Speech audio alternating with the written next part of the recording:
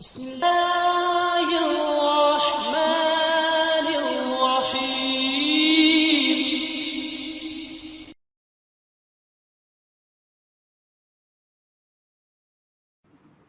الحمد وسلام على عباده الذين اصطفى.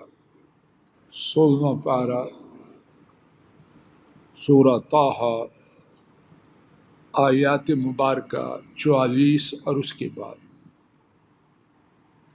آپ حضرات و خواتین نے جو آیات کریمہ تلاوت کی ہیں، ان میں سے پہلی آیت مبارکہ میں رب العالمین نے موسیٰ اور ہارون علیہم السلام کو یہ حکم دیا ہے کہ وہ فرعون سے نرم بات کہیں، شاید کہ وہ نصیحت حاصل کرے یا ڈر جائے۔ گزشتہ 2 دروس میں اللہ مالک کی توفیق سے یہ بات عرض کی گئی کہ دعوت میں نرمی کی بہت زیادہ تاکید کتاب و سنت میں موجود ہے۔ پھر اس کے بعد اس بات کا آغاز ہوا کہ کچھ حالات ایسے ہوتے ہیں جہاں نرمی کرنا درست نہیں، وہاں اپنا انداز بدلنا ہوتا ہے۔ اور میرے علم میں ان میں سے 3 حالتیں ہیں جن میں سے پہلی حالت اللہ کی توفیق سے آخری سبق میں عرض کی گئی، اور وہ یہ ہے کہ جب اللہ کی حرمتوں کا انتقام لینا ہے، اللہ کی حدوں کو قائم کرنا ہے، تو پھر نرمی والی بات نہیں۔ دوسری حالت جس کو دعوت دی جا رہی ہے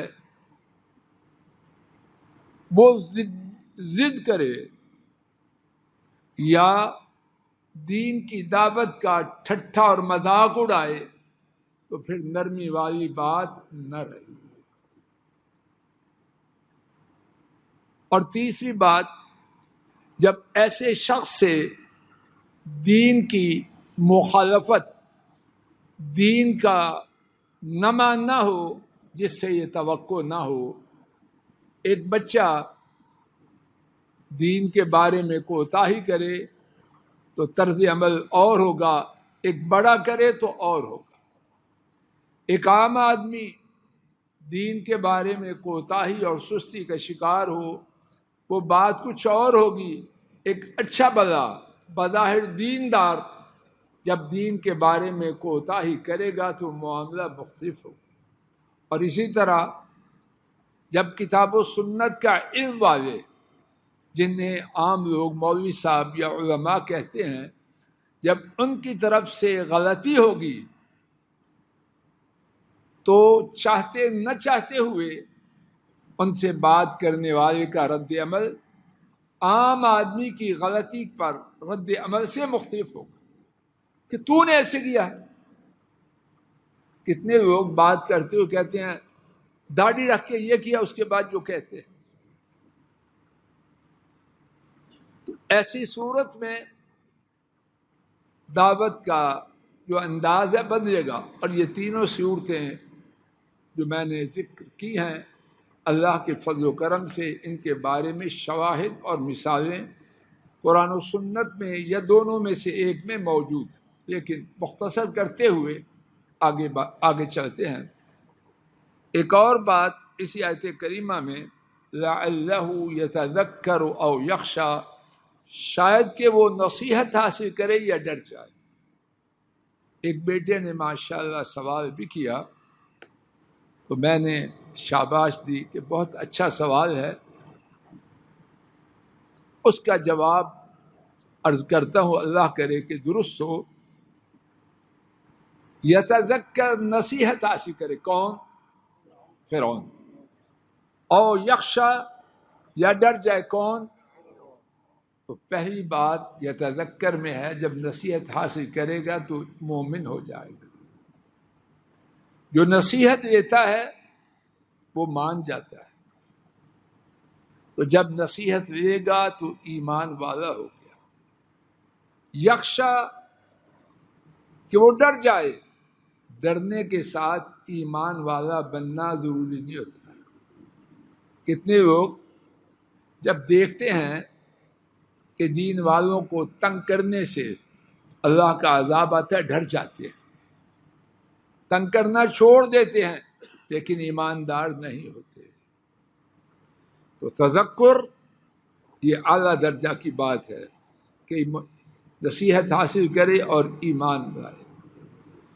اور خشیت میں ہو سکتا ہے اس کے بعد ایمان آ جائے یا ساتھ ہی آ جائے، لیکن نہ بھی آئے تو خشیت کا بھی، ڈرنے کا بھی فائدہ ہے. قال ربنا اننا نخاف ان يفرط علينا او ان يطغى. ان دونوں نے عرض کیا ربنا، اے ہمارے رب، اننا، بے شک ہم، نخاف، ڈرتے، ان یفرط، یہ کہ وہ زیادتی کرے. اردو میں بھی کہتے ہیں افراط و تفرید. افراط اوپر جانا، تفرید نیچے کرنا. یہ کہ وہ ہم پر زیادتی کرے، او ان یطغی، یا وہ سرکشی کرے. با محاورہ ترجمہ، ان دونوں نے عرض کیا اے ہمارے رب، بے شک ہم ڈرتے ہیں کہ وہ ہم پر زیادتی کرے یا وہ سرکشی کرے. اس سے پہلے جو گفتگو تھی وہ ایسے معلوم ہوتا ہے کہ کوہ طور پر تھے، اور یہ جو ان کی گزارش تھی معلوم ہوتا ہے کہ موسیٰ علیہ السلام مصر آئے، اپنے باپ کو معاملات کی خبر دی، پھر ان دونوں نے اللہ سے عرض کیا. تو بیان میں اختصار ہے، یہ بیان نہیں کیا گیا کہ موسیٰ علیہ السلام وہاں سے یہاں آئے، پھر بات کی، پھر کہا. وہ بات جس طرح کہ آپ کہتے ہیں سمجھی جاتی ہے، انڈرسٹوڈ. اور قرآن کریم کے واقعات میں یہ بات موجود ہے. ہر تفصیل بیان نہیں کی گئی، ضروری بات کی گئی ہے اور بات کو آگے چلایا گیا ہے. قرآن کریم قصہ کہانی کی کتاب نہیں کہ تفصیلات بیان کی جائے. قرآن کریم کے قصوں میں، واقعات میں وہ باتیں بیان کی گئی ہیں جن میں عبرتیں ہیں، نصیحتیں ہیں اور دروس. اور مسلمانوں کو بھی چاہیے، علماء کو بھی چاہیے کہ ان قصوں کو بیان کرتے ہوئے کتاب و سنت کی پابندی کریں. لوگوں نے تاریخ کی کتابوں میں جو تفصیلات درج کی ہیں ان سے گریز کیا جائے. جس بات کی ضرورت تھی وہ اللہ پاک نے، ان کے نبی کریم صلی اللہ علیہ وسلم نے کتاب و سنت میں بیان فرما دی. اگر اس سے زیادہ کی ضرورت ہوتی تو اللہ تعالی اور ان کے رسول کریم صلی اللہ علیہ وسلم ضرور بیان کرتے. میرا گمان نہیں، عقیدہ ہے کہ اس میں آسانی ہے، اس میں غلطی ہونے کا امکان کافی حد تک کم ہو جاتا ہے. اب ان دونوں نے عرض کیا بے شک ہم ڈرتے ہیں. اللہ کے انبیاء سچے ہوتے ہیں، جو اندر تھا وہ چھپایا نہیں. کہاں فرعون، انا ربکم الاعلی، میں تمہارا سب سے بڑا رب ہوں، اس کا دعویٰ کرتا ہے. اور کہاں موسیٰ علیہ السلام، بے بس ماں کا بیٹا، اور فرعون کے ڈر سے بھاگ کے مصر چھوڑ کے جانے والا، مدت بعد آیا. اور کہاں اس کے پاس جا کے اس کو پیغام دے، یہ کام آسان تھا؟ اور فرعون تنہا بیٹھا ہوگا موسیٰ علیہ السلام کے استقبال کے لیے، جو اتنا ظالم، سفاک اور خونخوار تھا۔ اس کے چوکیدار، گارڈز، پہرے دار کتنے ہوں گے، لاؤ لشکر کتنا ہوگا؟ اب موسیٰ علیہ السلام اور ان کے ساتھ بھائی، کتنی بڑی فوج ہے، دو آدمی دونوں کمزور ماں کے بیٹے، جس ماں میں اتنی طاقت نہ تھی، نہ کنبے میں، کہ گھر رکھ کے اپنے بیٹے کو بچا سکے۔ اللہ نے تدبیر فرمائی، اس کا اثر ہو تو موسیٰ علیہ السلام بچ گئے۔ اب وہاں جا کے کہنا اور یہ دعوت دینا بات کرنے میں آسان ہے، لیکن کرنے میں نہایت ہی مشکل تھا۔ تو دونوں بھائیوں نے فطری تقاضا ہے، اور اس سے یہ بات بھی معلوم ہوتی، مومن بھی ڈر سکتا ہے، مومن بھی ڈر سکتا ہے، لیکن اپنے ڈر کی وجہ سے دین کا کام چھوڑتا ہے۔ ڈرا، قرآن و سنت کا مطالعہ کیا، سیدھا ہو گیا۔ لیکن ڈر کا آنا یہ موسیٰ علیہ السلام اور ہارون پر بھی آیا۔ ڈر کس چیز کا تھا؟ ان یفرط علینا، کہ وہ ہم پر زیادتی کرے۔ کیا زیادتی کرے؟ اللہ بہتر جانے، قتل کر دے، قید کر دے، یا کوئی اور خوفناک سزا دے۔ او ان یطغی، یا وہ سرکشی کرے۔ کیا مقصد؟ شاید اس سے مقصد یہ ہو کہ وہ اپنی گمراہی میں، اپنی سرکشی میں، اپنی بغاوت میں اور زیادہ ہو جائے۔ کتنے لوگ دعوت دینے کے لیے یہی بات پیش کرتے ہیں کہ میں اس لیے دعوت نہیں دیتا کہ کہیں اور بگڑ نہ جائے، ہے کہ نہیں یہ بات؟ ایک اور معنی سرکشی کا یہ بیان کیا گیا کہ ایسا نہ ہو جب میں اللہ کی توحید کی دعوت دوں تو اللہ کی شان میں گستاخی کرے، اور اس کی اذیت موسیٰ علیہ السلام اور ان کے بھائی کو سب سے زیادہ ہو۔ ایمان والے اور حضرات انبیاء، ان کا کائنات میں سب سے زیادہ پیار کس سے ہوتا ہے؟ جن کے سب سے زیادہ پیارے رب العالمین کو برا کہا جائے تو ان کی تکلیف کی کہاں تک ہوگی؟ اب جواب رب العالمین کا، قال لا تخاف، اللہ تعالیٰ نے فرمایا تم دونوں نہ ڈرو۔ لا، نہ، تخافا تثنیہ کا صیغہ ہے، تم دونوں نہ ڈرو، اننی معکما، بے شک میں تم دونوں کے ساتھ ہوں، اسمع، دیکھتا ہوں، وارا، اسمع، سنتا ہوں، سمع سے اسمع، سمع اسمع، میں سنتا ہوں، وارا، اور دیکھتا ہوں۔ بامحاورہ ترجمہ، قال قال قال قال اللہ تعالیٰ نے فرمایا لا تخافا، اللہ تعالیٰ نے فرمایا تم دونوں ڈرو نہیں، بے شک میں تمہارے ساتھ سنتا ہوں اور دیکھتا ہوں۔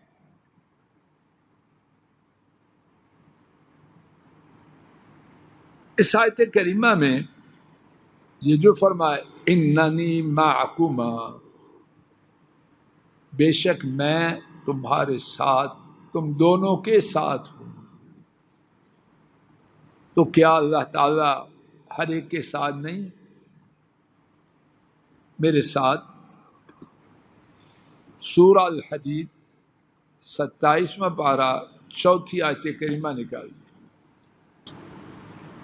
وَهُوَ مَعَكُمْ أَيْنَمَا كُنْتُمْ، واللہ بما تعملون بصیر، اور اللہ تعالیٰ جو تم عمل کرتے ہو خوب دیکھنے والا۔ تو یہاں سوال یہ ہے کہ اللہ تعالیٰ تو سب کے ساتھ، تو پھر موسیٰ علیہ السلام اور ہارون علیہ السلام کو یہ تسلی، اس کا کیا فائدہ ہو؟ سوال واضح ہے، جواب دیجیے۔ اللہ پاک ہر ایک کے ساتھ ہے۔ سورہ الحدید آپ کے سامنے ہے، 4 آیت کہ وَهُوَ مَعَكُمْ أَيْنَمَا كُنتُمْ، تم جہاں ہو وہ تمہارے ساتھ۔ تو یہاں کیا فرمایا؟ آئیے سبق کی طرف۔ اننی معکما اسمع و ارا، بے شک میں تمہارے ساتھ ہوں، سنتا ہوں اور دیکھتا ہوں۔ تو موسیٰ علیہ السلام کو ایسی چیز کی اور ان کے بھائی ہارون کو ایسی بات کی تسلی دی جا رہی ہے جو سب کے ہے۔ جواب یہ ہے نہیں، وہ معیت عامہ ہے اور یہ معیت خاصہ ہے۔ وہاں ہونا اور ہونا ہے، یہاں ہونا اور ہونا ہے۔ وہاں اللہ کا ہونا ہر چیز کو اپنی نظر کے سامنے رکھنا ہے، اور یہاں شفقت کا، مہربانی کا، حفاظت کا، مدد کا ہے۔ دونوں میں کچھ فرق ہے کہ نہیں؟ اور یہ حاصل ہوتا ہے اللہ کے انبیاء کو اور اللہ کے اولیاء کو، اور وہ سب کے لیے بات واضح۔ اور جس کے ساتھ وہ اللہ ہو، اس کو کوئی چیز نقصان پہنچا سکتی ہے؟ میرے ساتھ سماعت فرمائیے۔ جو بات معلوم ہے کہ موسیٰ علیہ السلام اور ہارون فرعون کے پاس پہنچے یا نہ پہنچے؟ دونوں بھائی پہنچے۔ آپ کا خیال ہے کہ وہ بغیر کسی حفاظت کے ہوگا؟ تصور کرتے ہیں آپ؟ گمان بھی نہیں ہوتا۔ اور کس طرح آپ سنیں گے بعد میں، اللہ کی توفیق، کس طرح جا کے بات کی، پوری جرأت اور صراحت سے۔ پھر دھمکیاں تو دیتا رہا، کیا موسیٰ علیہ السلام اور ہارون علیہ السلام کو کچھ تکلیف پہنچا سکے؟ لا الہ الا اللہ۔ اپنے اندر توکل کے پیدا کرنے کے لیے، اپنا سب کچھ دین کے لیے داؤ پر لگانے کے لیے، اس بات میں بہت زیادہ تسلی اور اطمینان ہے اللہ کے فضل و کرم سے۔ فرعون، اس کے منہ پر اس کے سب سے بڑے دشمن اس طرح گفتگو کریں اور وہ کچھ نقصان نہ پہنچا سکے، کس نے بچایا؟ تو جو اللہ فرعون سے بچا سکتے ہیں وہ مجھے آپ کو نہیں بچا سکتے۔ انشاءاللہ اسی مقام سے کل کے سبق کا آغاز ہوگا۔ اللہ تعالیٰ کہنے سننے کی غلطی معاف فرمائے، اور جو ٹھیک بات ان کی توفیق سے عرض کی گئی، اللہ تعالیٰ اپنے فضل و کرم سے اس کو قبول فرمائے۔ ربنا تقبل منا انك انت السميع العليم، وصلى الله تعالى على خير خلقه وعلى آله واصحابه واهل بيته واتباعه الى۔ السلام علیکم ورحمۃ اللہ۔ یہ ڈاکٹر فضل الہی صاحب کا آفیشیل یوٹیوب چینل ہے، اس کو لائک، سبسکرائب اور شیئر کریں اور بیل آئیکن پریس کریں تاکہ نئے آنے والی ویڈیوز کا نوٹیفیکیشن آپ کو موصول ہو سکے۔ جزاکم اللہ خیر۔